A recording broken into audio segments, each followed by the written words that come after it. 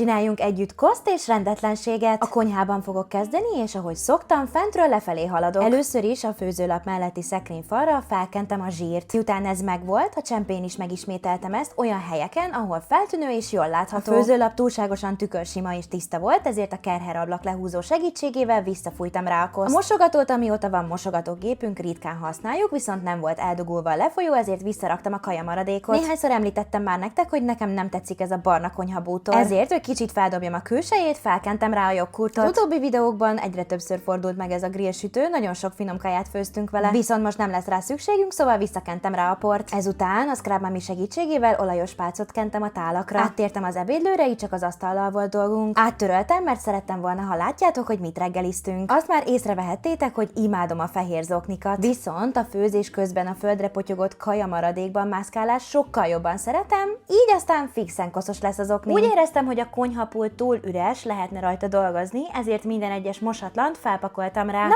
és akkor ilyen volt a konyha, és ilyen lett. Elégedett vagyok, viszont itt még nincs vége. Nyakunkon az allergia szezon, ezért a porszívó tartályába visszaraktam a port és a koszt. Úgy vettem észre, hogy az allergia szezon ellenére Norbi nagyon keveset köhög, illetve még levegőt is kap. Ezért a porszívón a szívást fújásra állítottam, és minden kárpiton átmentem rajta. Illetve minden egyes macska szőrt visszahelyeztem a kárpitokra, illetve a bútorokra. A légtisztítót kikapcsoltam, szóval ezek mind tudnak szállni a levegőben. A nappaliban végeztünk, WC, fürdőszoba, illetve a hálószoba maradt hátra. Itt a WC-ben csak apró dolgokat kellett megcsinálni. A WC papír gurigát lecseréltem, na meg a WC illatosítót is. Imádom, ha nincs jó illat a WC-ben. Nagyobb munkát itt a csaptelep és a mosdó igényelt. Vízkövesíteni kellett. Utolsó lépésként visszahívtam a tablettát a WC lefolyójából. Fürdőszobában észrevettem, hogy kiürültek a szennyes kosarak. Sokat meséltem már a mosógépemről, tudjátok, hogy applikációról indítható, ezért az appon belül reverse-re kapcsoltam. Mosott tiszta ruhákból koszosakat csináltunk, így újra tele lehet a szennyes kosár. A mosdónál, illetve a csaptelepnél nincs sok dolgunk, csak azokat az apró pici szőrszálakat visszahelyezni. Úgy vettem észre, hogy a kád előtt a padlón nincs elég macskaalom. Ezért a porszívóm vízes fejével visszaraktam az almot a padlóra. Ez be is nedvesíti az almot, tehát ha rálépsz, akkor szétmálik a lábad alatt. Végezetül pedig a szárító tartójában elhelyeztem némi szöszt. Utolsó helyiségünk a hálószoba. Lehúztam a redőnyt és bezártam az ablakot, mert imádom az oroszlán szagot. A szobában található tárolókra visszahelyeztem a szennyest, hogy ne csak a kosárban gyűjjön. A szennyes kosárból választottam ágynemű húzatot, úgy vettem észre, hogy a mostaninak, ami fent van, túl jó illata van. Maradt még a porszívó vízes tartályában alom, ezért arra gondoltam, hogy a hálószobában kihelyezem azt. Utolsó lépésként pedig úgy vettem észre, Herkules szőre most az időjárás miatt nagyon hullik, ezért ráhelyeztem az ágyra. A hálószobával végeztünk, ilyen volt előtte, és ilyen lett. Én elégedett vagyok ezzel a végeredménnyel, és nem is tartott olyan sokáig, viszont kíváncsi vagyok a te véleményedre, írd meg nekem kommentben.